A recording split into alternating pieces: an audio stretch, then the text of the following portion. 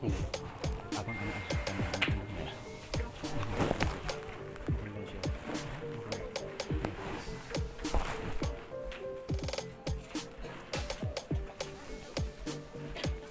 Astaghfirullahaladzim alladzi la ilaha illa huwal hayyul qayyum wa atubu ilaih. Assalamualaikum warahmatullahi wabarakatuh. Alhamdulillahirabbil alamin. Wassalatu wassalamu ala asyrafil anbiya wal mursalin habibina al-Mustafa Muhammad ibn Abdillah wa ala alihi wa ashabihi ajma'in, amma ba'd. Rabbi shrah li sadri wa yassir li amri wahlul 'uqdatam min lisani yafqahu qawli. Rabbi zidni ilman warzuqni fahman, amin ya rabbal alamin. Alhamdulillahi rabbil alamin, hamdan syakirin, hamdan yuafi ni'amahu yukafi'u mazida. Jamaah kaum muslimin dan muslimat, hadirin dan hadirat yang dimuliakan Allah Subhanahu wa taala. Allah taala mengatakan dalam Al-Qur'an, "Wa likulli ummatin ajalun, fa idza jaa ajaluhum la yastakhiruna sa'atan wa la yastaqdimun." Wa qala an-nabi sallallahu alaihi wasallam, "Ightanim khamsan qabla khamsin. Syababaka qabla haramika, wa ghinaka qabla fakrika, wa sihataka qabla saqamika, wa si'ataka qabla shughlika, wa hayataka qabla mautika." Sadaqallahul azim wa balagha rasuluhul karim, wa nahnu insyaallah ta'ala ala dzalika lamina syahidin, walhamdulillahi rabbil alamin. Ibu bapak jamaah, saudara-saudari, hadirin yang dimuliakan Allah taala, umat Muhammad yang dicintai oleh baginda Nabi Muhammad sallallahu alaihi wasallam. Hari ini kita bersama almarhum Jasri bin Muhammad Din, dan di samping adalah putra beliau yang sama-sama kita menyaksikan apa yang telah disampaikan oleh Allah Ta'ala dalam surat yang kami bacakan tadi, bahwa setiap umat itu telah ditetapkan ajal waktunya, tidak bisa diundur kalau sudah datang waktunya, dan tidak bisa dimajukan bila sudah datang waktunya. Meskipun hanya sedetik pun tidak bisa dimajukan dan diundurkan. Maka telah habislah rezeki beliau almarhum di dunia ini. Tidaklah Allah Ta'ala mengurangi dan tidak juga Allah Ta'ala melebihkan. Sesuai dengan ketetapan sebelum manusia diciptakan di alam wujud, alam nyata ini masih dalam bentuk roh. Allah Ta'ala telah mengambil janji kepada kita. Alastum birabbikum? Qalu bala. Apakah aku ini bukan Tuhan kalian? Maka kita selaku roh pada saat itu belum wujud dalam alam dunia ini, telah mengakui Allah Ta'ala itu adalah Sang Maha Pencipta. Jamaah hadirin yang dimuliakan Allah Subhanahu wa taala. Baginda Nabi kita tercinta Muhammad sallallahu alaihi wasallam juga menyampaikan pesan, dan pesan ini sangat penting dan sering disampaikan oleh para alim ulama, para guru-guru kita. Kata baginda Nabi Muhammad dalam hadisnya, "Ambillah 5 sebelum datang 5. Perbanyak 5 sebelum datang penyesalan yang 5. Yang pertama, di saat engkau muda, pakailah masa muda tersebut sebelum datang masa tua. Yang kedua, di saat engkau kaya, dititipkan rezeki, ambillah kekayaan tersebut sebelum datang kefakiranmu, sebelum datang kemiskinanmu. Yang ketiga, di saat engkau sehat, ambillah masa sehat itu untuk beramal soleh sebelum datanglah masa sakitmu. Yang keempat, ambillah waktu lapangmu, jangan sia-siakan dengan foya-foya di dunia ini sebelum datang masa sempitmu. Dan yang terakhir, inilah yang kita hadapi di hari ini, ambillah masa hidup kita yang masih hidup sebelum datang ajal menjemput nyawa kita."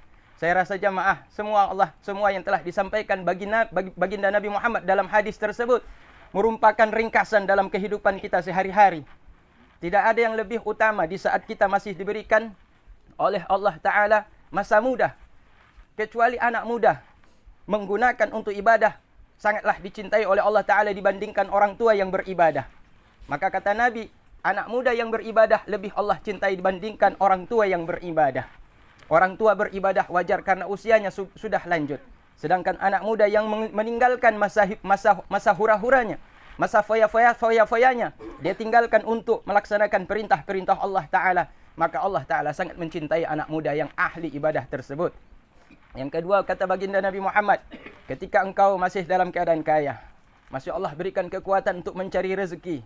Rezeki Allah berikan dari jalan-jalan yang engkau selama ini cari, dengan pekerjaan dan profesi yang engkau kerjakan. maka harta-harta tersebut berikanlah untuk manfaat, menjadi bekal kita di akhirat, agar berguna kepada agama dan bangsa kita.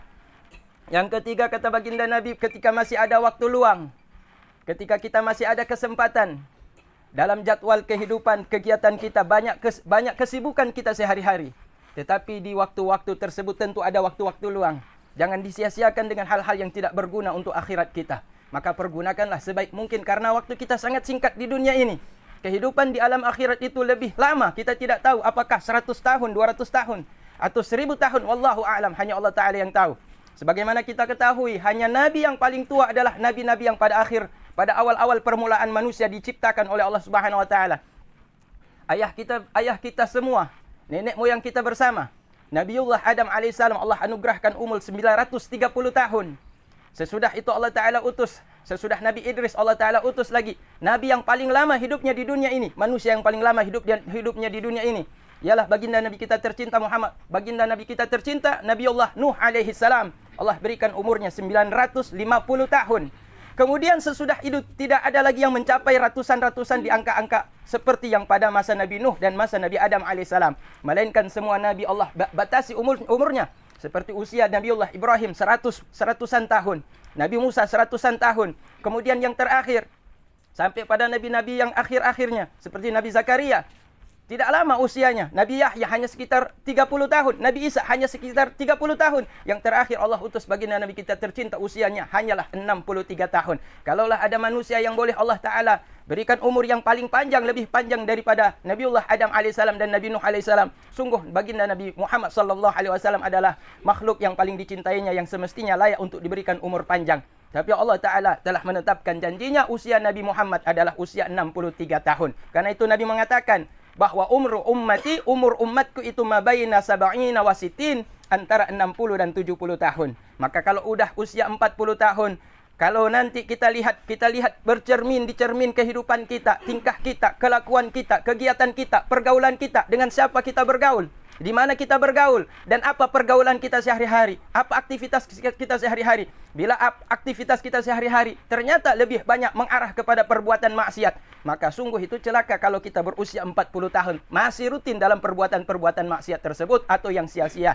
Kalau seandainya kita telah usia 40 tahun, itulah masa keemasan. Sehingga Nabi Muhammad kita tercinta pun diangkat oleh Allah Ta'ala di saat usia 40 tahun. Kenapa tidak diangkat Nabi pada umur 25 tahun? Karena 40 tahun itu adalah masa bijak bagi seseorang untuk berfikir dengan akalnya yang cerdas. Di waktu 40 tahun itu Allah berikan umur kepada kita untuk lebih bijaksana, menggunakan sisa-sisa waktu hidup kita di dunia ini untuk memperbanyak amal-amal soleh, bekerja yang baik dan bermanfaat untuk kehidupan kita, menuntun anak-anak kita, cucu-cucu kita, agar mempersiapkan bekal juga untuk negeri akhirat mereka, dan untuk mempertahankan akidah yang telah disebarkan oleh baginda Nabi kita tercinta Muhammad sallallahu alaihi wasallam. Untuk itulah kita hidup, jemaah. Untuk inilah kita hidup. Kita hidup di dunia ini untuk menghadapi kematian tersebut, untuk membawa bekal. Maka jangan sampai kita tertipu dengan tipu daya dunia yang sesaat ini, dengan kelezatan dunia yang sesaat ini, dengan kemewahan dunia yang sesaat ini, sehingga kemudian kita lupa dengan tujuan akhir dari kehidupan kita. Bukanlah di dunia, tetapi yang sebenarnya adalah kematian itu sendiri.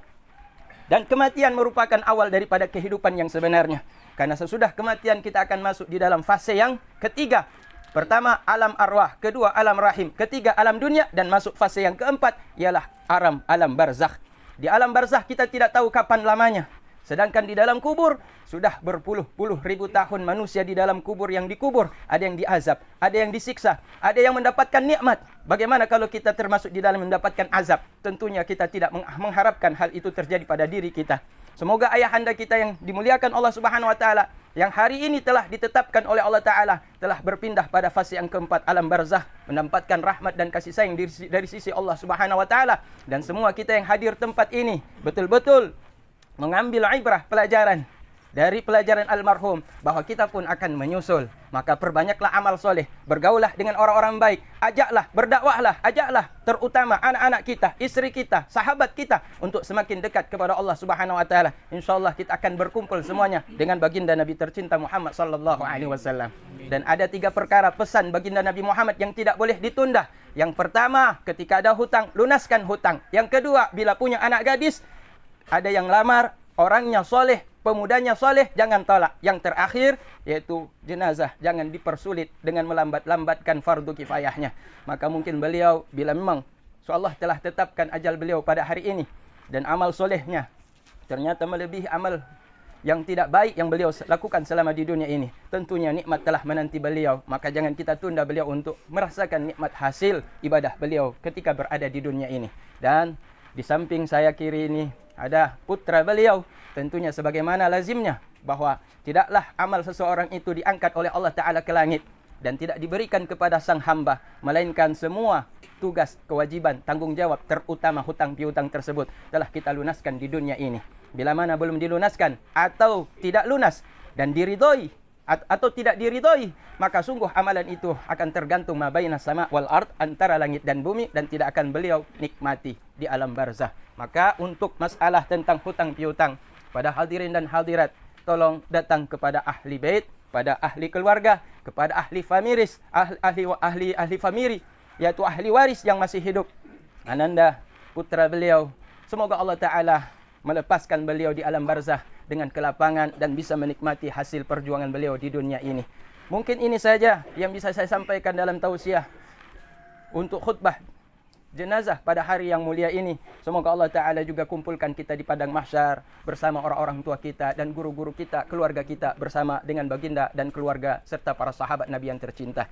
Wabillahi taufiq wal hidayah. Akhirul kalam. Assalamualaikum warahmatullahi wabarakatuh.